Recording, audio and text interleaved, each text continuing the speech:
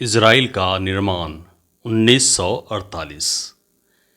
14 मई 1948 को यहूदी एजेंसी के प्रमुख डेविड बेन गुरियन ने इज़राइल राज्य की स्थापना की घोषणा की। अमेरिकी राष्ट्रपति हैरी एस ट्रूमैन ने उसी दिन नए राष्ट्र को मान्यता दी। हालांकि संयुक्त राज्य अमेरिका ने 1917 के बाल्फोर घोषणा पत्र का समर्थन किया था, जो फिलिस्तीन में एक यहूदी राष्ट्रीय घर की स्थापना का समर्थन करता था। राष्ट्रपति फ्रैंकलिन डी रूजवेल्ट ने 1945 में अरबों को आश्वासन दिया था कि संयुक्त राज्य अमेरिका उस क्षेत्र में यहूदियों और अरबों दोनों से परामर्श किए बिना हस्तक्षेप नहीं करेगा।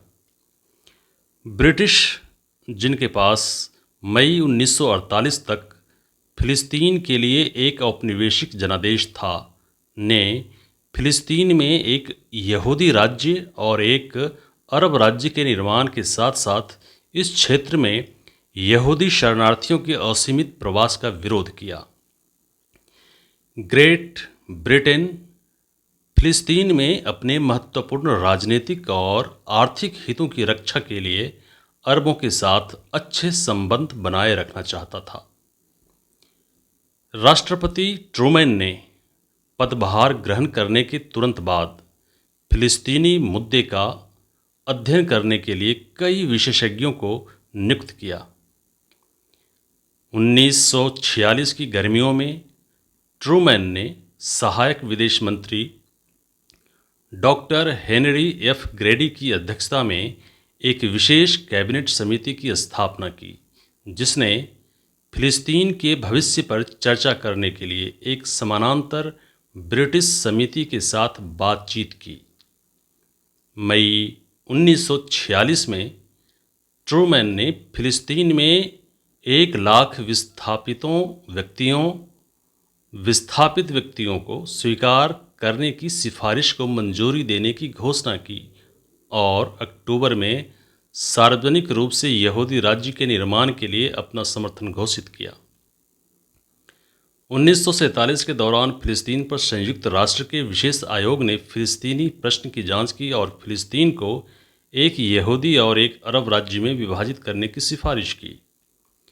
29 नवंबर 1947 को संयुक्त राष्ट्र ने संकल्प 181, जिसे विभाजन संकल्प के रूप में भी जाना जाता है, को अपनाया, जो मई 1948 में ग्रेट ब्रिटेन के पूर्व फिलिस्तीनी शासनादेश को यहूदी और अरब राज्यों में विभाजित किया, जब ब्रिटिश शासनादेश समाप्त होने वाला था।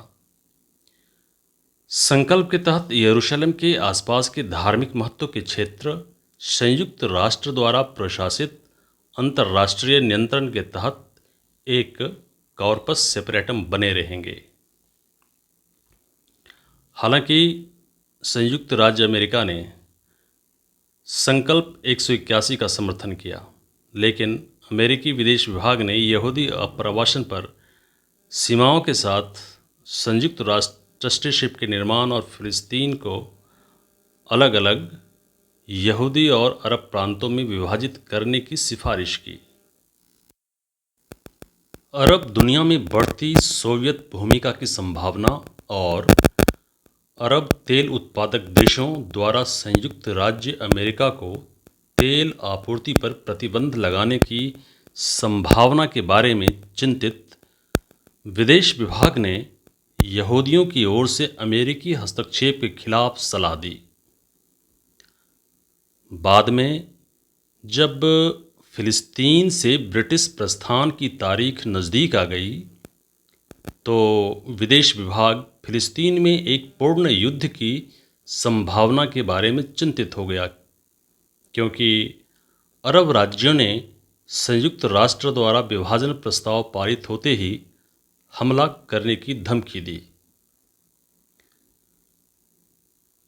फिलिस्तीनी अरबों और फिलिस्तीनी यहूदियों के बीच बढ़ते संघर्ष और राज्य विभाग द्वारा ट्रस्टीशिप के समर्थन के बावजूद ट्रूमैन ने अंततः इज़राइल राज्य को मान्यता देने का निर्णय लिया।